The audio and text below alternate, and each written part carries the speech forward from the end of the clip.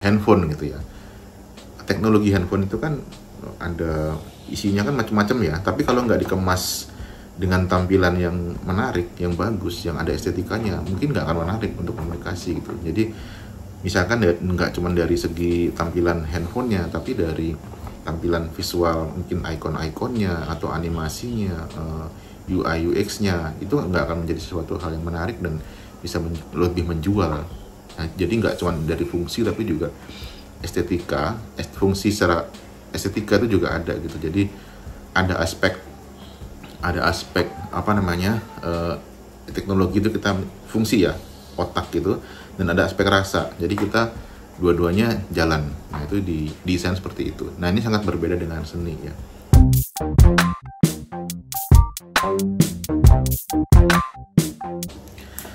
Assalamualaikum warahmatullahi wabarakatuh. Ketemu lagi dengan saya Yahya Rifan Heru di channel Color Sepi, channel berisi tentang seni, desain, tutorial dan sebagainya. Mungkin juga kadang-kadang campur-campur nggak jelas tentang kehidupan ya. Basically memang channel ini ya hanya untuk sharing, yang bisa berbagi lah. Kalau misalkan memang ada ilmu yang bisa dibagi ya saya bagi. Kalau hanya pengalaman-pengalaman ya mungkin saya sharing di sini juga. Nah, ini mungkin salah satu hal yang saya alami itu tentang ini ya, tentang apa ya, paradigma bukan ya. Jadi soal kadang tuh banyak orang yang menanyakan seni dan desain gitu, bedanya apa. Sebenarnya udah pernah saya bahas di video-video sebelumnya, cuman kali ini mungkin sedikit lebih berbeda ya. Jadi tentang konteks gitu. Kalau mungkin teman-teman penasaran gitu, jadi ya ini coba saya ulas lagi gitu.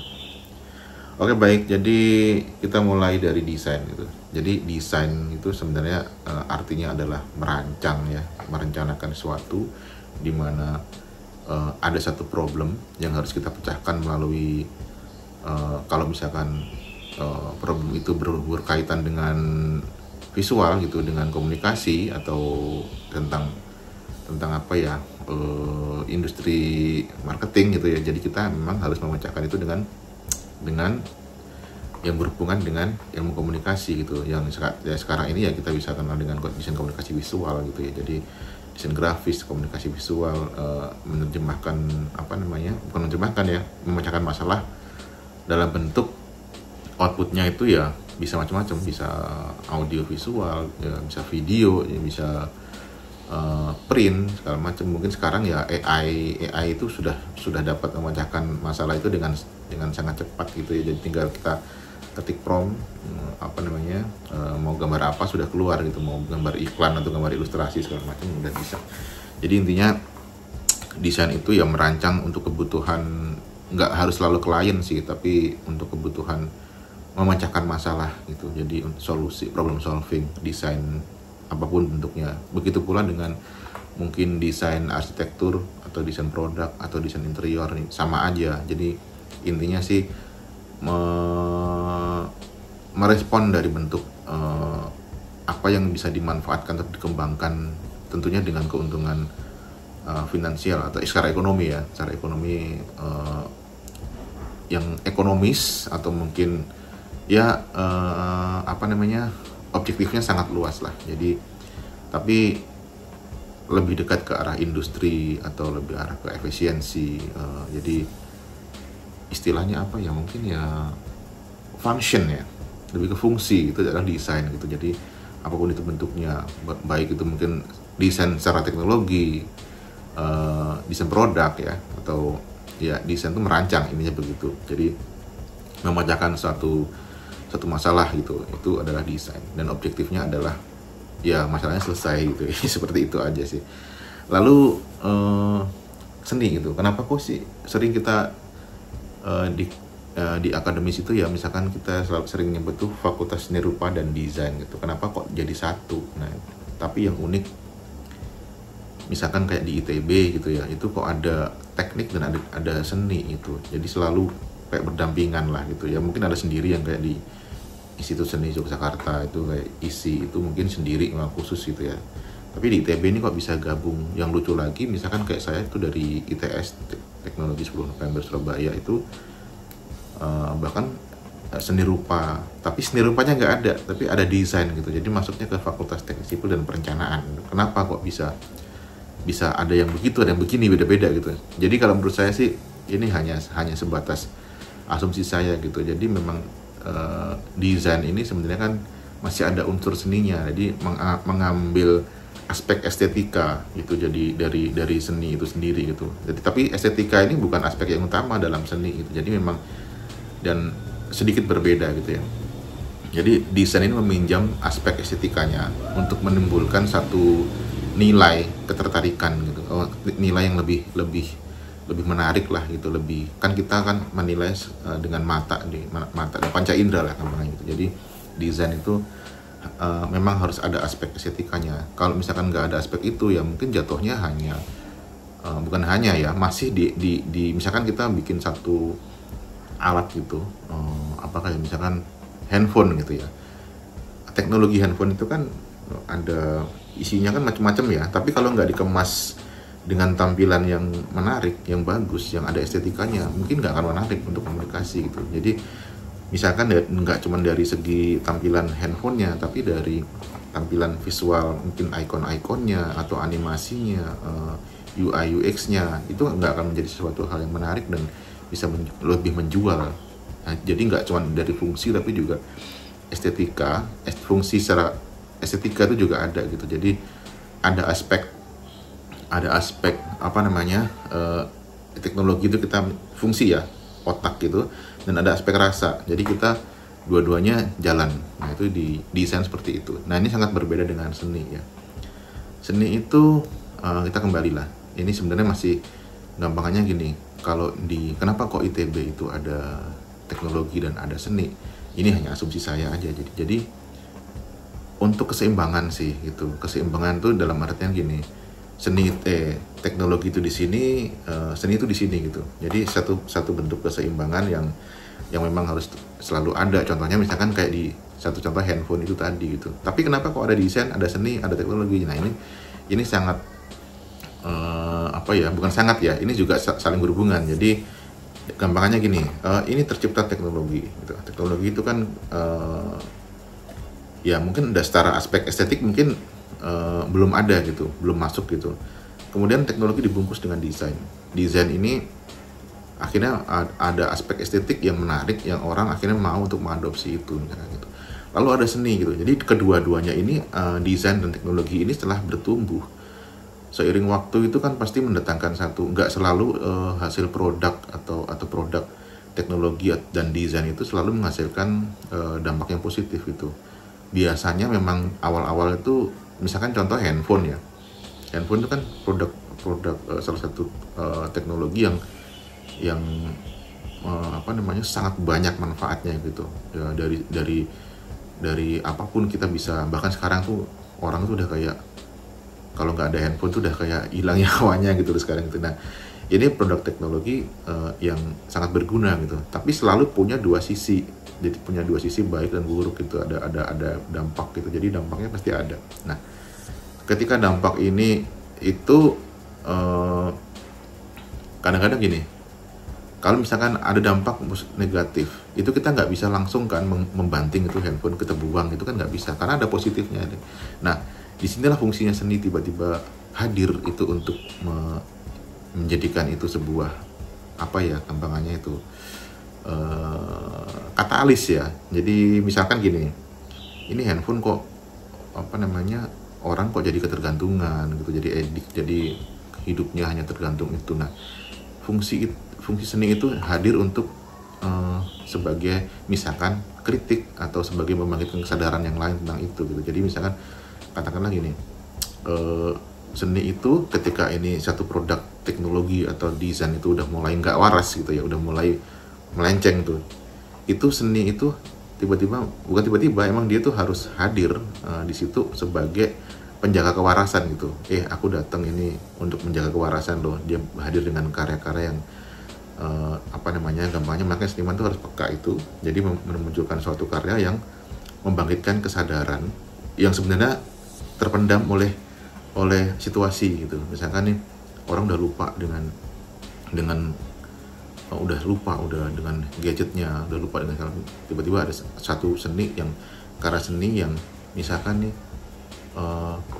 kepala kita kesedot layar. Nah ini kan akhirnya membangkitkan satu kesadaran gitu. Jadi aspeknya itu udah rasa, membangkitkan rasa, membangkitkan kesadaran.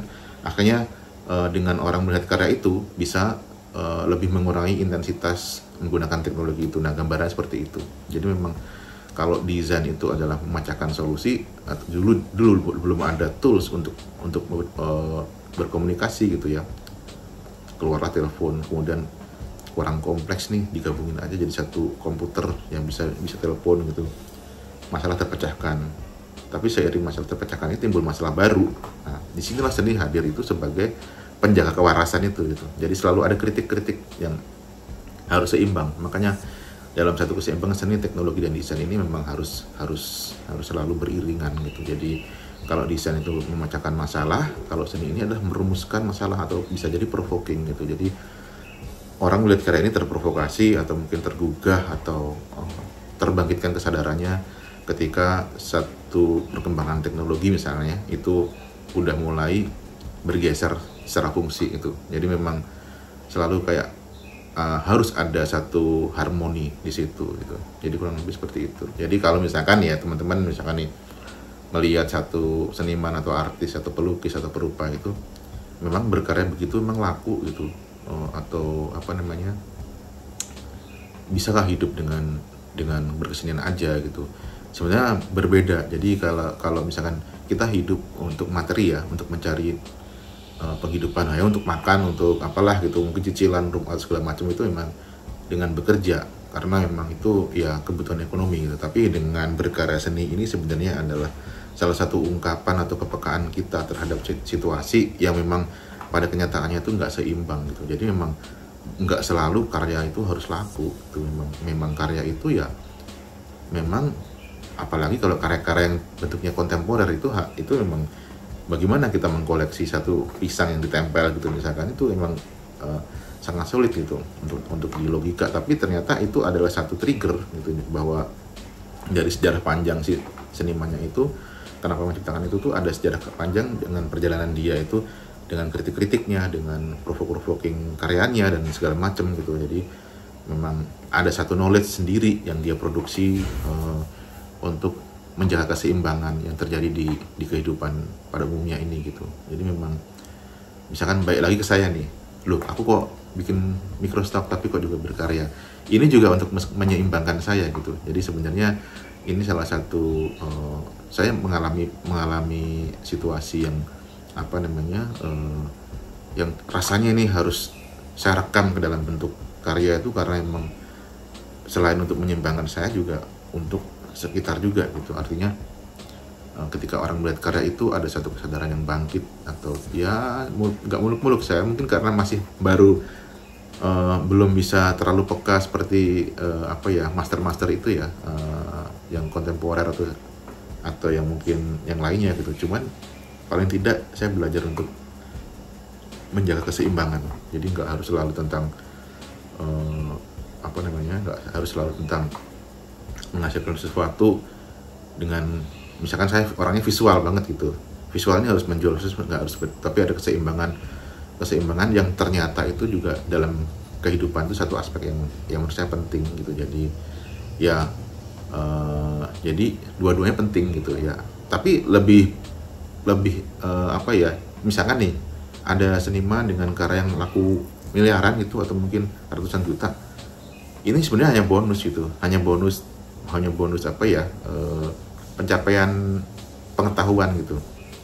Jadi memang apresiasi oleh kolektor, oleh museum itu memang karena ini karya menumbuhkan pengetahuan baru. Nah itu ya buat seniman sendiri itu mungkin hanya bonus, dan dia bisa jadi malah nggak terlalu menikmati, biasa aja, uang itu sebenarnya bukan segalanya, tapi pengetahuan ini yang sangat penting untuk apa namanya, kehidupan selanjutnya, untuk legacy orang agar bisa memahami.